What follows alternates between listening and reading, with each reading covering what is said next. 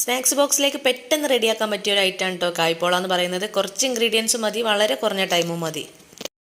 2 പഴം ഞാനിത് അതുപോലെ ഇങ്ങനെ കട്ട് ചെയ്തെടുത്തിട്ടുണ്ട്. ഇനി ഒരു പാൻ ചൂടാക്കിയിട്ട് അതിലേക്ക് നെയ്യ് ഒഴിച്ച് കൊടുത്തിട്ട് പഴം അതിലേക്ക് ഇട്ടിട്ട് വഴറ്റി കൊടുക്കുന്നുണ്ട്. 2 ടീസ്പൂൺ പഞ്ചസാരയും കൂടി ഇട്ട് കൊടുക്കുന്നുണ്ട്.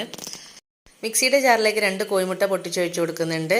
2 ടീസ്പൂൺ പഞ്ചസാര ഇട്ട് കൊടുക്കുന്നുണ്ട്. 2 ഏലക്കായ ഇട്ട് കൊടുക്കുന്നുണ്ട്. നന്നായിട്ടൊന്ന് അടിച്ചെടുക്കാം. കാഷ്യൂ നട്ട്സ് കിസ്മിസൊക്കെ കയ്യിലുണ്ടെന്നുണ്ടെങ്കിൽ മാത്രം ഇതുപോലെ കട്ട് ചെയ്തിട്ട് ഇട്ട് കൊടുക്കാം. പഴം വഴറ്റിയെടുക്കാനായിട്ട് ഇതുപോലെ നോൺ സ്റ്റിക്കിൻ്റെ പാനാണ് എടുത്തിട്ടുള്ളതെന്നുണ്ടെങ്കിൽ അതിലേക്ക് തന്നെ മുട്ടയുടെ ബാറ്റർ ഒഴിച്ച് കൊടുത്തിട്ട് ഇതുപോലെ ഒന്ന് ലെവൽ ചെയ്തിട്ട് അടച്ചു വെച്ചിട്ട് വേവിക്കാം. ഒരു ചൂടായ പാനിന് മുകളിൽ ഇതുപോലെ വെച്ച് കൊടുത്തിട്ട് 10 മിനിറ്റ് വേവിച്ചെടുത്താൽ മതി. ഇതൊന്നും ഇങ്ങോട്ട് മറിച്ചിട്ട് കൊടുത്തിട്ട് 2 മിനിറ്റും കൂടി വേവിച്ചെടുക്കുകയാണെന്നുണ്ടെങ്കിൽ സിമ്പിൾ ആയിട്ടുള്ള കായ്പോള റെഡി. ഈവനിങ് സ്നാക്കായിട്ടും കുട്ടികളുടെ സ്നാക്സ് ബോക്സിലേക്കൊക്കെ ചെയ്യാൻ പറ്റിയ സിമ്പിൾ ആയിട്ടുള്ള റെസിപ്പിയാണിത്. വീഡിയോ ഇഷ്ടമായിട്ടുണ്ടെങ്കിൽ ലൈക്ക് ചെയ്യാനും ഷെയർ ചെയ്യാനും ചാനൽ സബ്സ്ക്രൈബ് ചെയ്യാനും മറക്കരുത്. അപ്പോൾ വീണ്ടും പുതിയൊരു വീഡിയോയുമായി വരുന്നത് വരേക്കും bye bye. Thanks for watching.